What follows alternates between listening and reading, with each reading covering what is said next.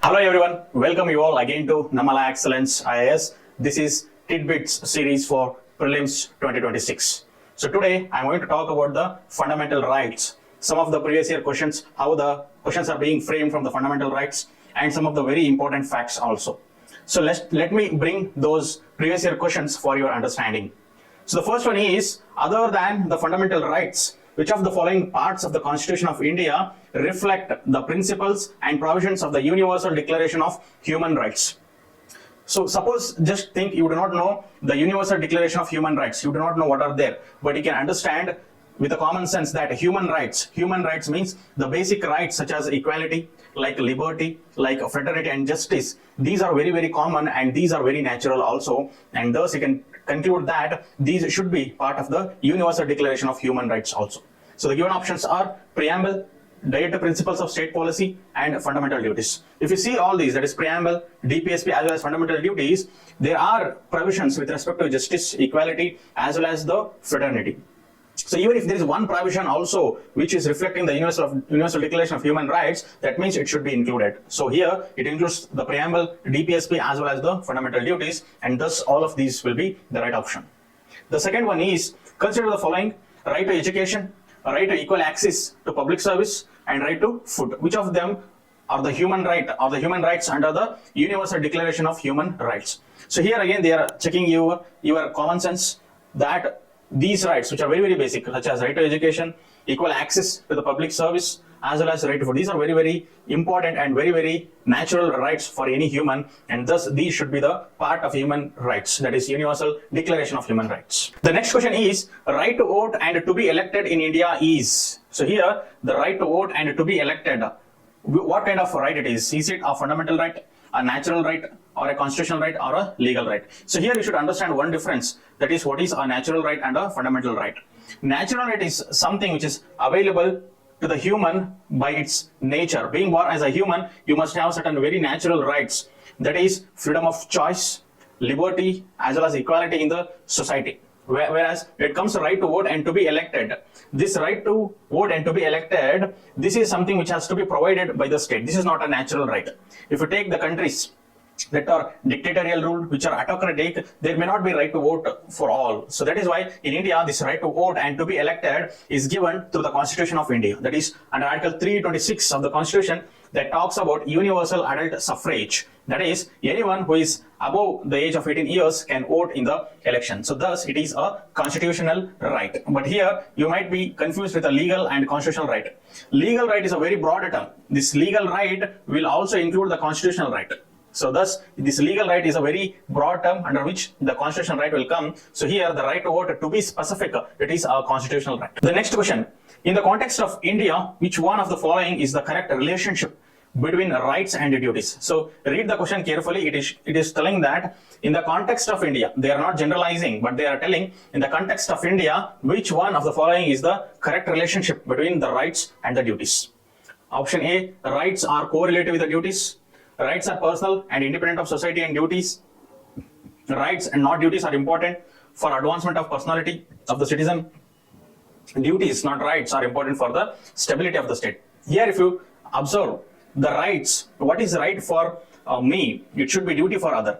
If my freedom has to be fulfilled, then the other has to follow the duty also. That is why the rights and duties cannot be separated. The rights will come with a responsibility, that is in the form of fundamental duties, and hence the rights are correlated with the duties. You cannot tell that rights are personal and they are independent of the society, and you cannot tell that rights are only important for the advancement of personality. You may argue that one needs only the rights, but if one's right has to be fulfilled, the other has to also perform the duty, and that is why the rights are correlated with the duties. The next question, which one of the following statement is correct?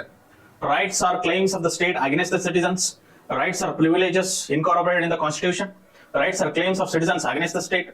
Rights are privileges of few citizens against the man. So here observe that the rights, these rights, that is fundamental rights, these will actually limit the state power, so that they should not treat the citizens unequally or unfairly. And that is why the rights are not the privileges, rather the rights are claims of citizens against the state. If you see Article 32 of the Constitution, it says it gives for the right to constitutional remedy. That is, citizens can move to the Supreme Court directly to ensure that their rights are fulfilled, and that is why the rights, they are not privileges, rather they are claims of citizens against that of the state. Now we will move to some of the important facts which are very basics from the perspective of the UPSC civil service exam. So the firstly, you all know that the fundamental rights form the part 3 of the Constitution. They are given under the part 3 of the Constitution from Article 12 to that of 35. And remember, the fundamental rights as a feature has been inspired from the United States Constitution, that is Bill of Rights, which is there in the US Constitution. And these fundamental rights are reflected as the Magna Carta, that is the Great Charter. This Great Charter, that was the one which brought the rights, and these rights, they limited the power of the King of England. So that is why the fundamental rights of the Indian Constitution are connoted, or you can say these fundamental rights are reflected as the Magna Carta or the Great Charter. And remember, these fundamental rights aims to bring the political democracy in India. These aim to stop the autocratic rule, or these will limit the state power so that the citizens enjoy the liberty and freedom, thereby ensuring the political democracy. And these fundamental rights, as I told, they will limit the power of the government. And remember one thing, that these are called as fundamental rights because these are very basic for the human needs to develop one's own personality, and also these are guaranteed by the Constitution itself. And these fundamental rights, what is actually fundamental rights is not defined in the Constitution. There is no definition of what is a fundamental rights. It is just an understanding that these are very basic and these are guaranteed and protected by the Constitution. Originally, there were 7 fundamental rights. These included the right to equality, right to freedom, right against discrimination, and also the religious freedom and right to constitutional remedy, and right to property. So there were 7 fundamental rights that were included originally, but the 44th Constitutional Amendment Act removed this right to property from the fundamental right, and it made it as a legal right under Article 300A of Part 12. So based on this only, there was a question by the UPSC. The question is as follows: what is the position of right to property in India? So first one is legal right available to citizens only, legal right available to any person, fundamental right available to citizens only, neither fundamental right nor legal right. So if you observe the first and second option, legal right available to citizens only. So if you have the clarity in the basics, that is, what are the rights that are available to only citizens? If you know that, and if you have the basics clarity, there are few fundamental rights only that are available to the citizens only. Other than that, the rights, even the fundamental rights, are available to the foreigners, to the aliens. And that is why this right to property, which is not there in fundamental right, but it is mentioned in Article 300A, which is a constitutional right or a legal right. And thus, the right which is mentioned in 300A and is a constitutional right is available to any person, be it citizens, non-citizens, as well as the corporates. And that is why option B, that is legal right available to any person, is the correct one. Moving on to some of the very basics facts here is, these fundamental rights will target the audience, that is, some of the fundamental rights will apply only to the citizens. The rights such as Article 15, 16, 19, 29 and 30, these are available only to the citizens, while the other fundamental rights are extended to all the persons, including the foreigners and even the legal entities such as corporations. And second point, these fundamental rights will be enforced against the arbitrary state action, although some of them are even available against the private individuals. That means these can be enforced against the state as well as the private individuals.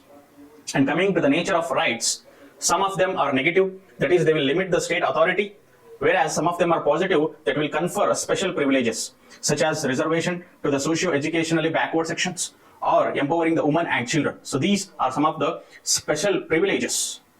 And the next one is these rights, that is related to the direct enforcement of the rights. Some of the fundamental rights are self-executory, for which there is no separate law required, whereas some of the law, they need a separate law for their enforcement, and such law has to be from the parliament to ensure uniformity throughout the country. And remember, these rights are not permanent or sacrosanct. There can be reasonable restrictions. These are qualified rights.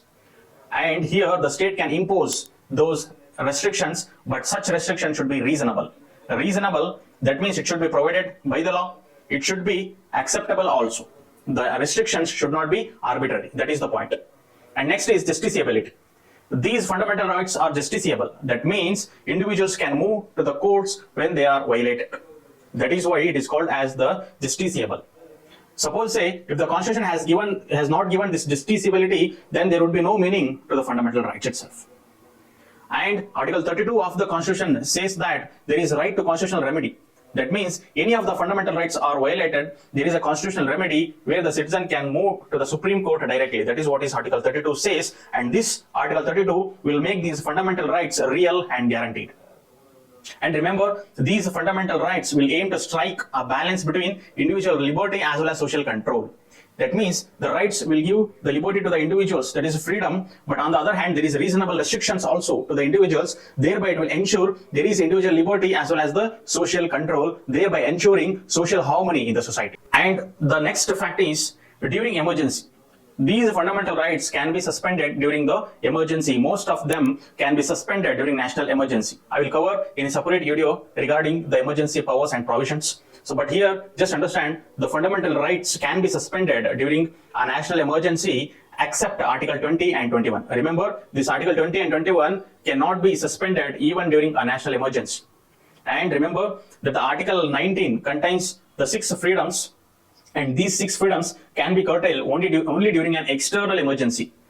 The national emergency can be divided into external and internal. So this Article 19 can be suspended only during that external emergency and not during the internal or the armed rebellion. So these are some of the very interesting facts. I hope you have enjoyed. Please like, share and subscribe to Namma LaExcellence. Thank you.